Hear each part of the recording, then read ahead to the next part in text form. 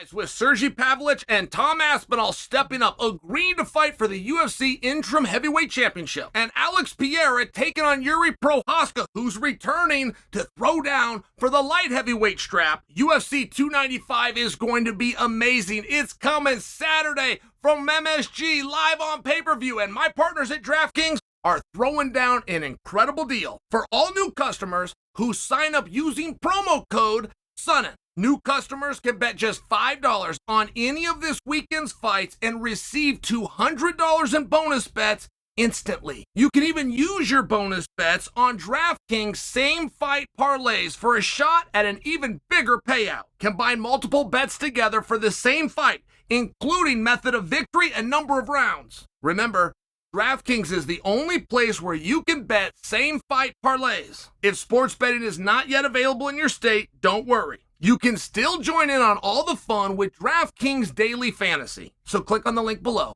and download the DraftKings Sportsbook app right now.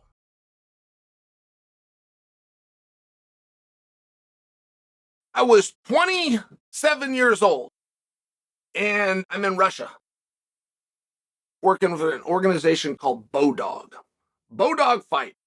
And I have very great memories in this sport. Things that I really cherish. I'm so grateful that have happened. But some really great memories and some great times were with Bodog. And it was one of those situations where they were so good to us that it wasn't sustainable. I mean, they treated us so well, but one of the things that Bodog did is they took us to Russia for an event. And great big, huge arena, probably seats about 20,000 people. They rent the whole thing out. And then there's a little back room, almost like a large conference room. And that's where we're going to hold the fights at. Which is just a fascinating concept. Like, I don't know why we went all the way to Russia and had this huge arena to go and do this in a makeshift studio. I don't fully understand that, but Bodog got a television deal. And it wasn't with a massive network, but they had a distribution partner. So it was done in the vein of The Ultimate Fighter, right? The Ultimate Fighter is one of the only things in all of sport that doesn't go live. There's two things that you have to see live if you want good numbers: the news and sport. So The Ultimate Fighter comes along and they do it from a reality show concept. Like, there was nothing about The Ultimate Fighter that has ever been a reality show. The reality is it's a show, but the reality is the Super Bowl is also a show. However, the concept that we're going to do something and we're going to do it as a team and we're going to put a moratorium on any information, any results, any matches, any drama, everything. We all go in this together with our lips sealed, under penalty, done through a signed contract. It was one of the riskiest moves that Dana has ever done. And I don't think anybody has ever looked at it in that regard. I mean, even the Dana White Contender Series, it's live. Like, for Dana, at that point in the company, which was hemorrhaging money and on the verge of collapse, to then believe that he could get a group of the most untrustable people there are, fighters, to keep their mouths shut. That is a bet that is as risky as anything that Dana's ever done. But I share that example because that's how Bodog was doing it. We go to Russia and we go to this little room and it's 4 days of fighting. Like, everybody comes out there and there's going to be like 45 matches. But those 45 matches are going to take over the course of 4 days. So we all go to this arena and then we all go the next day and we all go back to the arena and we keep on doing this. They get a whole package for a whole 12-week season of fights. And we fly home. And when I was there was a UFC vet named Steve Berger, complete stud. But from a marketing standpoint, if you're fighting on a smaller show and they can have UFC vet next to your name, that show's going to do really well. And you're going to be looked at, you're going to be treated differently, you're automatically going to be a leader. And this is what Steve was. Great guy. He's in the ring. And out of nowhere comes a 21-year-old skinny kid, tight hairdo, average build, tattoo on his chest, And when he gets to the ring, before he ever gets in the ring, he begins yelling at Steve Berger. He begins telling him, wait right there, Steve. I've been looking for you. Stay right there, Steve. You stay right where you're. This is a 21-year-old kid. He's talking to a natural leader in this environment. He's talking to a UFC vet that way. And the young man is named Jorge Masvidal. And I turned to Matt Lennon. I'm sitting with Matt. I turned to Matt Lennon. I said, hey, we got to get this guy against Nick Diaz. I mean, that was just a comment I made before I'd ever met George, but I'm just observing him. Then as the fight goes on, you got to understand, this is a small room. There is no audience. There is just the guys that are assigned to this event to fight and their cornermen. And not all of them showed up to every single fight. It was one of these things. You're focused, you're working on something, you're back in the room. I was there purely as a coach. I wasn't fighting on that card. So I'm taking in the whole show. And when the match begins, Jorge Masvidal is on top of Berger and stops to pop up and have a conversation with the ring girl. And he asks her, what are you doing later? I'll get your number after this match. And then goes back to ground and pound. And he did this multiple times. I mean, from a respect standpoint, a lot of people are going to like that. From an entertainment standpoint, I'm giddy. I've never seen anything like this. Like this guy is making this so fun and so interesting. And there isn't 3 other matches of that entire week that I could tell you about. I watched 45 matches. That's the one that stands out, Jorge Masvidal. I have told that story about Jorge Masvidal. In fact, George gets ready to fight Nate Diaz, and I told that story on SportsCenter, where when the first time I saw George, I turned to Matt Lynn and I said, you got to get him in there with Nick Diaz. That's going to do huge. Well, it wasn't Nick. It was little brother Nate, but I was right on the huge part. The leader of the free world is in the front row. The leader of Hollywood, known as The Rock, is going to put the belt on him. Madison Square Garden, completely sold out, multi-million-dollar gate. It's incredible. A title was created at the BMF. I mean, I really called this one, right? I really called this one from the beginning, even if the Diaz boys make a switch. George comes up after that fight. He comes up to the booth. We're doing ESPN. He comes up and we interview him. And when he came up, you got to understand, I'm very close with Nate Diaz. Very close. But I still acknowledge that a young man named Jorge Masvidal, who used to have to fight in back rooms in Russia on a network that to this day I cannot produce the name of for you. It was called like Ion or something along these lines. Just headlined Madison Square Garden. Oh, by the way, Hands of Stone, Roberto Duran was in his corner. Somebody I have admired since I was a little boy. Somebody that made me look at fighting in the very first place. The true 4 horsemen. Hagler, Leonard, Duran, Hearns.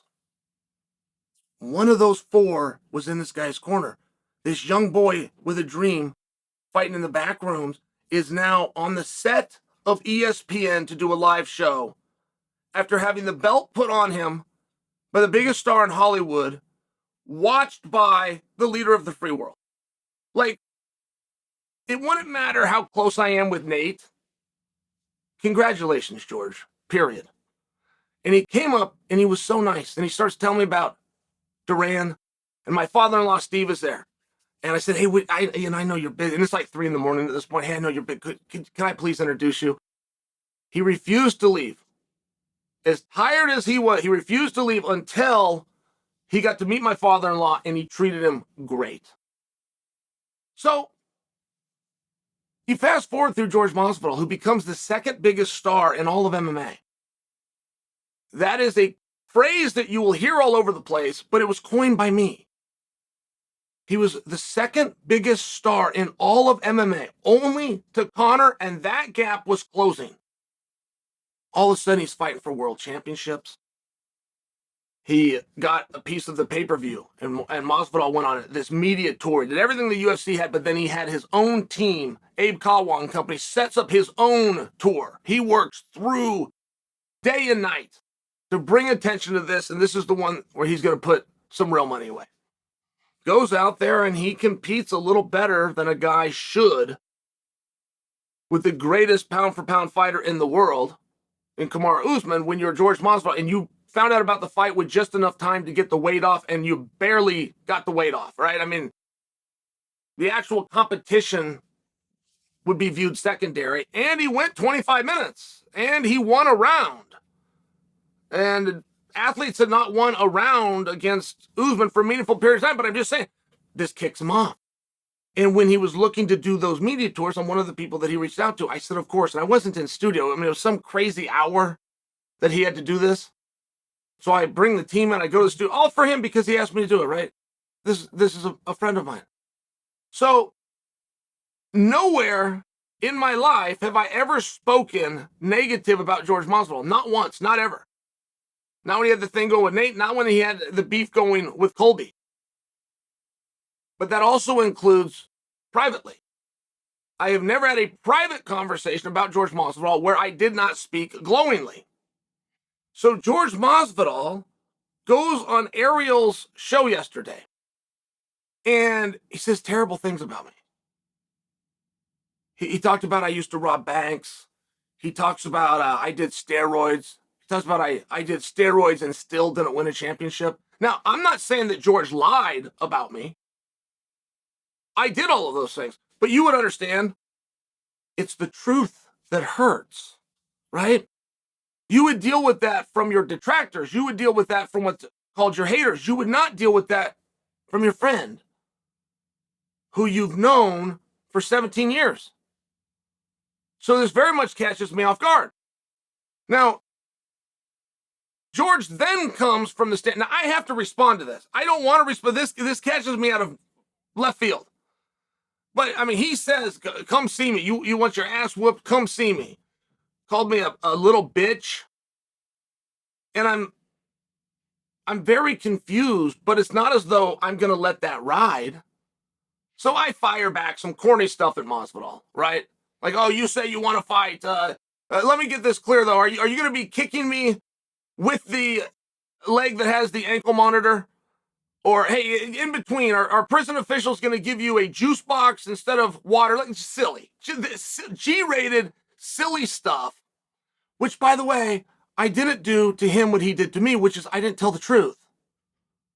He doesn't have an ankle monitor on. He's not in prison. There's not a juice box, right? This is playful. So I'm giving him his receipt. I got to pay him back, right? I can't let that ride. We're square. You went first. You knew you were going to get a response, and you did. And we're done. Well, not so fast.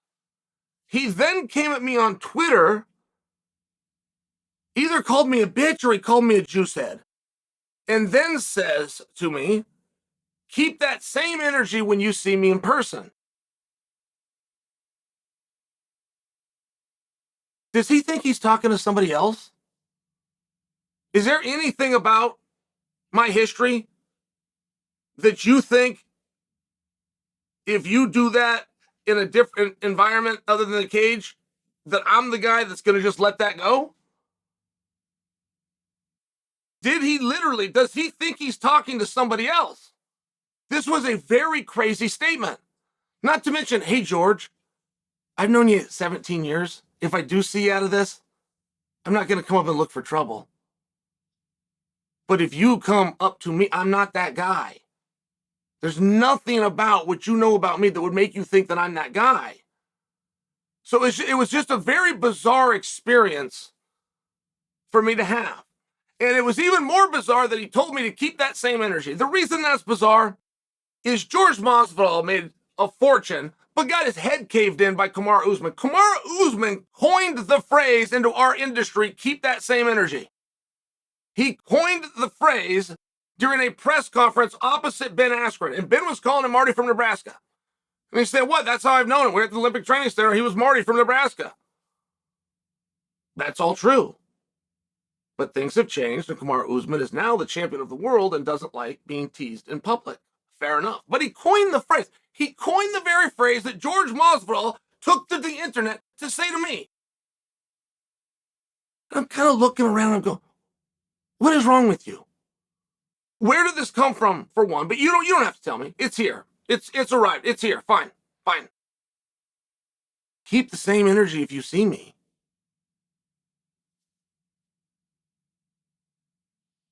Is there a gangster in the world that you have to worry about keeping the same energy when he sees you?